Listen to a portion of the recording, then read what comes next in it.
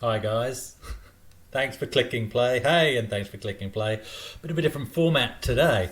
Um, Basically, I want to do a sort of a reaction to the footage I've put together of me pulling my Amiga apart and repairing the keyboard.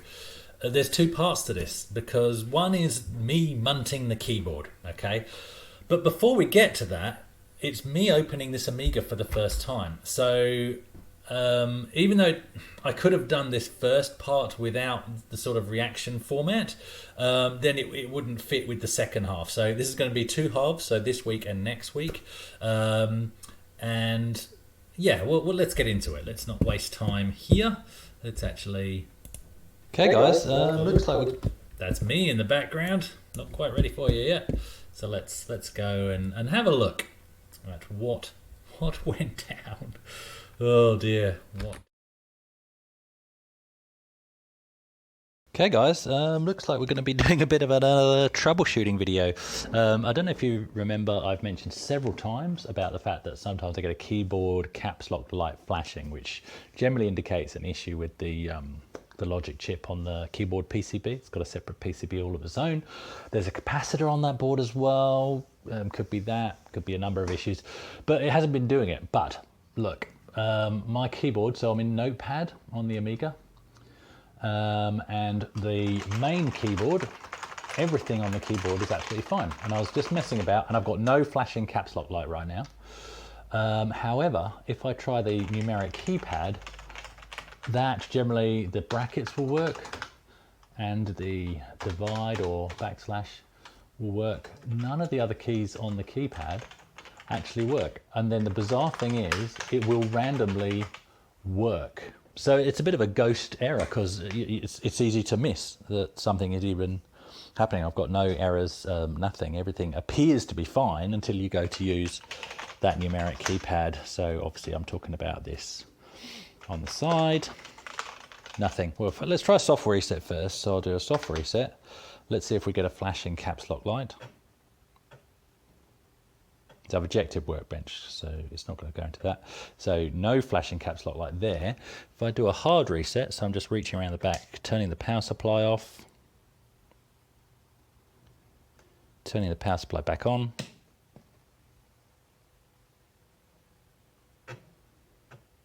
No, and see, bizarrely now I don't, whereas earlier I did.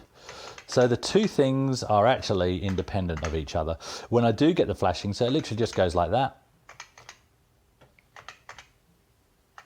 It's not doing it now. When it does that, the whole keyboard is dead. So maybe I'm dealing with two separate issues with my keyboard. So we're getting about 11, 12, there we go.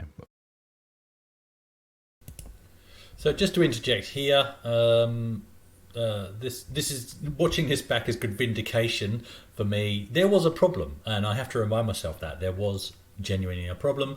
Checking the voltage because I'd hoped that actually maybe the problem was external to the Amiga itself, and I could avoid opening the Amiga. Maybe poor power supply was actually causing ghost issues. Yeah.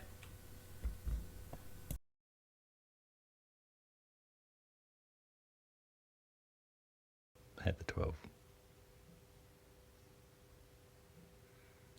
It's moving around because I'm moving my bloody hands around. Really can't get a solid fix. So the plus 12 seems fine. Let's go for the negative 12, which is the one in the middle. And I get about a negative 11.78, which is fine. 11.85 I just saw there. And this bottom one should be the plus 5, which you can see there is plus 5. Plus 5.227. So once I hold my hand steady, it's a steady voltage. You can see that. So that is not the problem.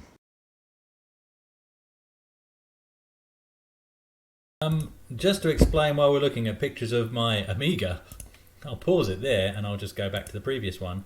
What we're about to see next is me opening the Amiga, but you'll look at the warranty seal and go, that machine has been opened before. It genuinely hadn't. What you're about to see is me genuinely opening this Amiga for the first time, and even when I was doing it, I'm like thinking, well, how has that happened to the warranty seal? Because I knew, because you'll see it's pushed in, the sticker's pushed in, and there's a bit of a slit in it. All I can think of, it must have been where I've been manhandling it and doing. Don't do that on camera. You know, I must have got my finger in there at some point. And I actually went back and went, well, was the seal intact? And yes, it was. This is my original unboxing from when I picked it up in the UK, and you can see here the seal is untouched. And then I zoom in on that if we let the video roll. So that's zoomed in. It's untouched. I know that's not the clearest, but you can see there's absolutely no circle there. There's no slit. And this is from when I brought it back to the UK and then did another unboxing video, because you can never do too many, that I was hoping would be cleaner and shorter. And in fact, I just spent the whole time trying to match up serial numbers without my glasses on. But you can see there, even though it's blurry because it was in motion, it's the clearest thing I could get. It actually looks like it's sort of pulling up, it's not quite as smooth as it was, so even there it's sort of starting to give, but it's certainly not been opened, and there's a close-up of that same shot there. It's a blur, I know, but you can definitely see there's no cut there. This is the point that I have to get on video, which is why I'm not so kind of sad that I want to get everything I do on video, but here we are. And here is the unbroken warranty seal. It's been pushed in with my finger a bit, but other than that, it's unbroken. That's what I'm talking about. I have no idea when that happened. That's what we have to break today. And even there, you can see a bit of a slit. It is time. Seriously, this is genuinely the first time I opened it. To break this seal. And you'll spot some mistakes. I'll just lean on the keyboard there. Make along the way. Support that there. Can't actually find the screw. There's a good reason for that. This is where I find that this has actually been taken off before or something. That'd be amusing, wouldn't it? It wasn't pushed in like that, so I think that's actually sagged. Let's try another screwdriver.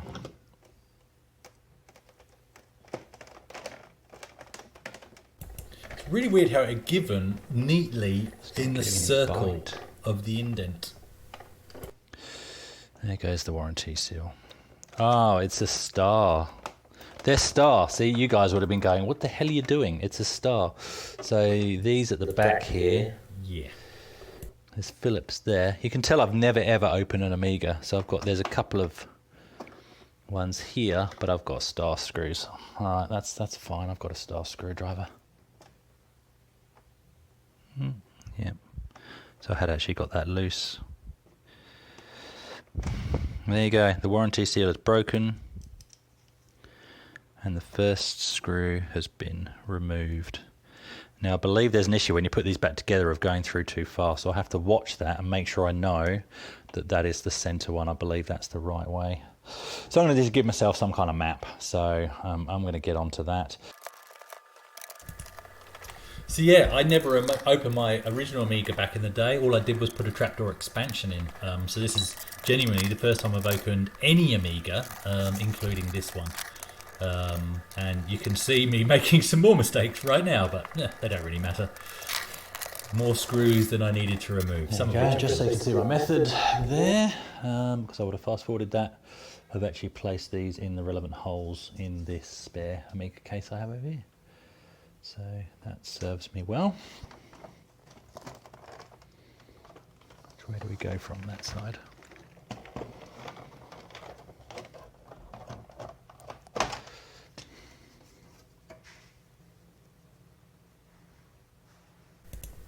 It is fantastic. I thought a couple of those weren't actually necessary, as you probably would have spotted. There's the keyboard. Fantastically clean. There's the PCB on the keyboard. Looks like I've got a dual ribbon. But other than that, let's have a look at the machine itself. Bit of odd discoloration there. Other than that, that looks good. Obviously I can't see what's happening underneath this heat shielding until I take it off.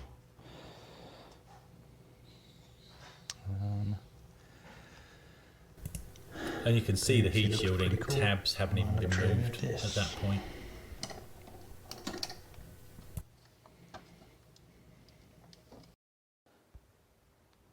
Okay, so a bit outside of my comfort zone, but I have actually opened up the Amiga.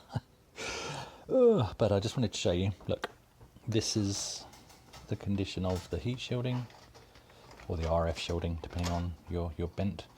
And it's just in fantastic condition.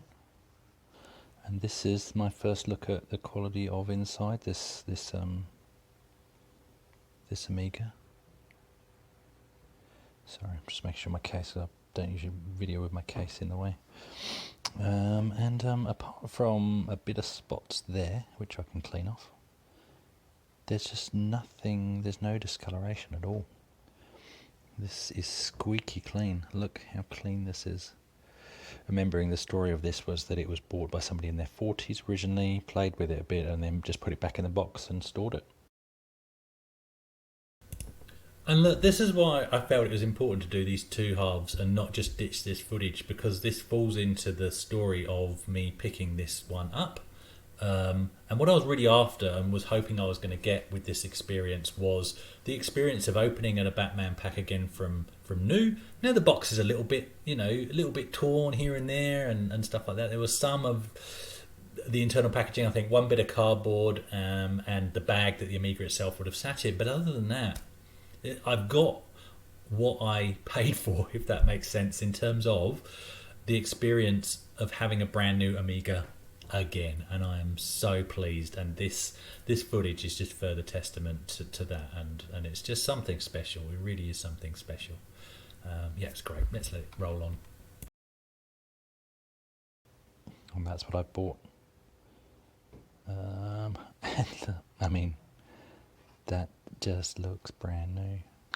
Yeah, I've just made sure I've got no voltage in me, and I'm just carefully pushing down on each of the chips. But there's no movement. I actually did check that I didn't have any static, because yeah.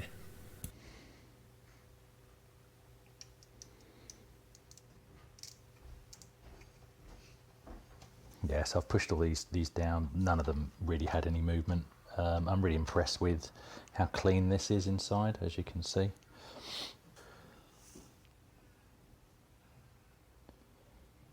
But yeah, really nice clean. I'm very happy with that.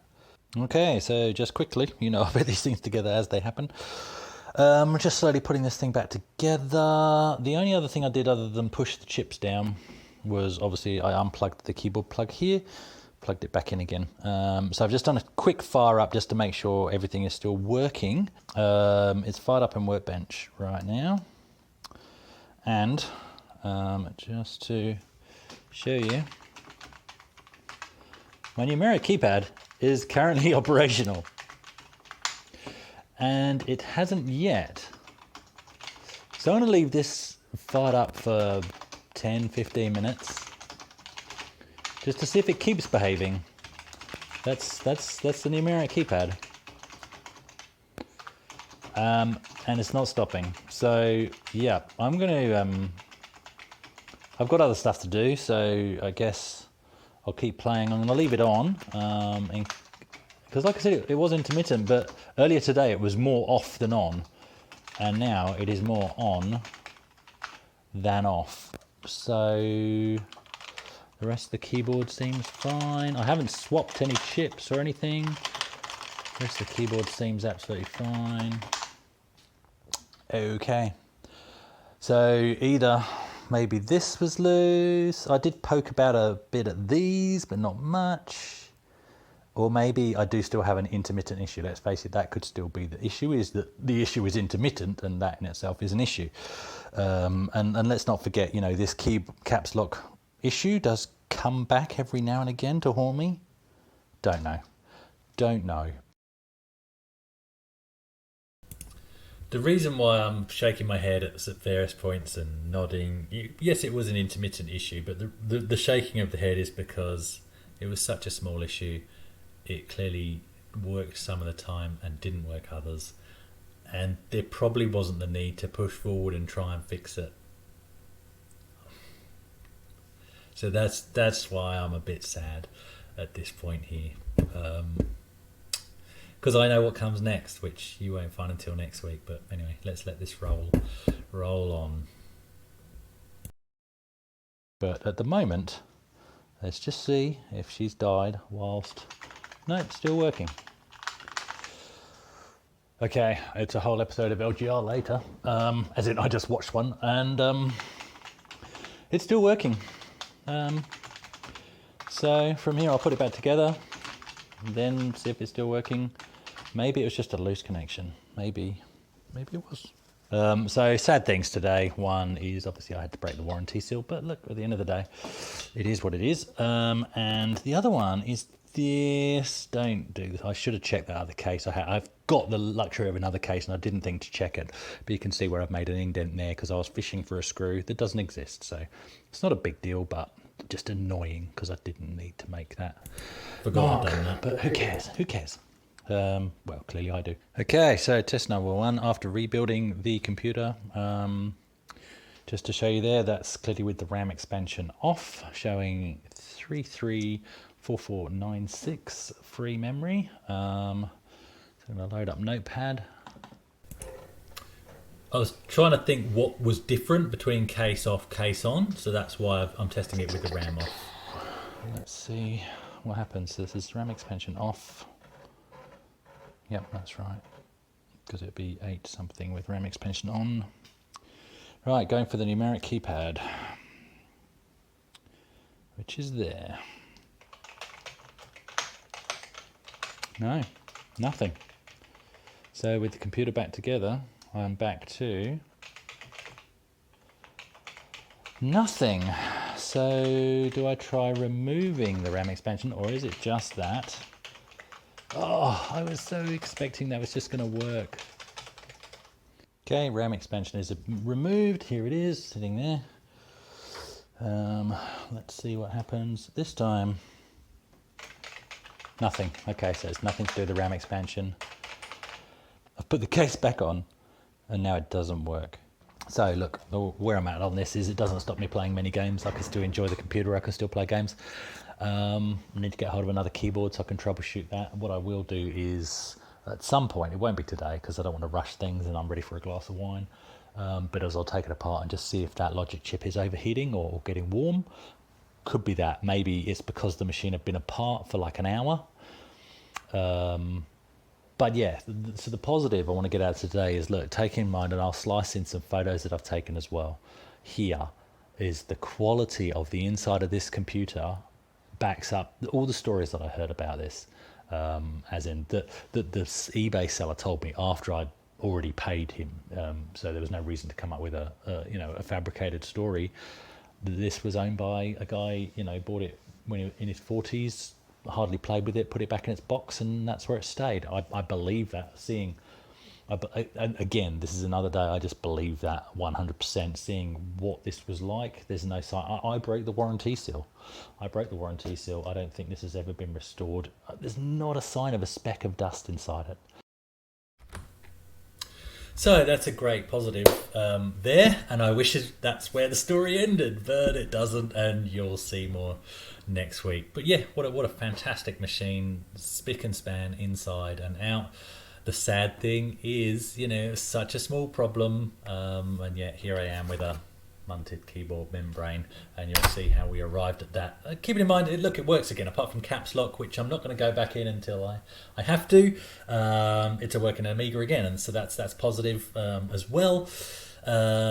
And in all honesty, another positive out of all of this is the fact that I can now just get on and enjoy it. I don't have to be precious about it. Warranty seal's broken. It's no longer completely original inside because it's got a different, even though it's the same style of membrane, something has been swapped.